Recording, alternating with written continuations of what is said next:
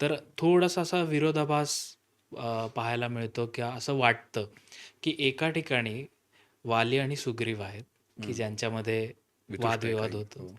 आणि एका साईडला राम, लक्ष्मण आणि भरत आहेत. तर मग ह्याविषयी काय तुम्ही लोकांना सांगाल? आपल्या धर्मात अग्नीचं प्रचंड महत्त्व आहे. म्हणून जेव्हा सुग्रीव आणि राम आजच्या भाषेत शेक हँड करतात, त्यांचा करार होतो. ते काय गाणं लिहिलं गदिमांनी? हं, साक्षीस व्योम पृथ्वी, साक्षीस अग्निज्वाला, सन्मित्र राघवांचा सुग्रीव आज झाला. मग जो अग्नी समक्ष तुमची जी मैत्री होते, तो होतो संस्कार. वाह! आणि रामचंद्र म्हणतात, आजपासून माझा धर्म आहे तुला प्रोटेक्ट करणं. हं. आपण आहे त्या माणसाला त्याच्या प्लसेस मायनसेस सकट स्वीकारलं पाहिजे.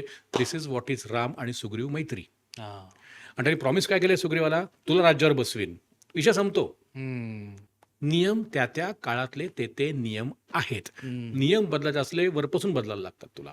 आणि इथं तर त्यांनी अग्निसमक्ष केले सगळं. ते हं. संस्कार केले त्यांच्यावरती. तर हे लक्षात ठेवता बेटा, वालीवध हे मैत्र धर्माप्रमाणे रामाने योग्य केलं. हं. आणि हं. त्यातला पण रामाचा कर्तव्य बघ ना काय आहे. वाली वध होतो, वाली पडलाय खाली, प्रचंड दुःखाचा डोंब उसळलाय रे वेदनांचा.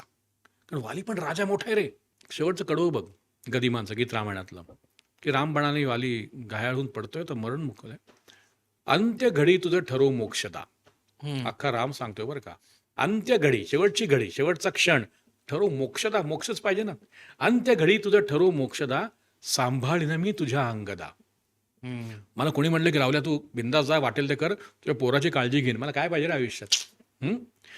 इथे रामातला राजा कसा आहे बघ, पण मित्र पण कसा आहे बघ सुग्रीवाचा प्रामाणिक. राज्य तुझे ही किष्किंधा, सुग्रीवाच्या करी समर्पण, वाली वदना खल निर्दालना. व्यवस्थित मेसेज क्लॅरिटीने त्यांनी अंत्यघडी सांगितलेली आहे वालीची. तर मला म्हणशील तर मैत्रधर्म अग्निसमक्ष करार झाल्यामुळे तो करार फक्त राहत नाही, ते हं. संस्कार होतात. आणि रामचंद्रांनी त्या संस्कारांचा बरोबर त्यांनी त्याला सपोर्ट केलेला आहे केलं. शेवटपर्यंत. प्रश्नच नाही.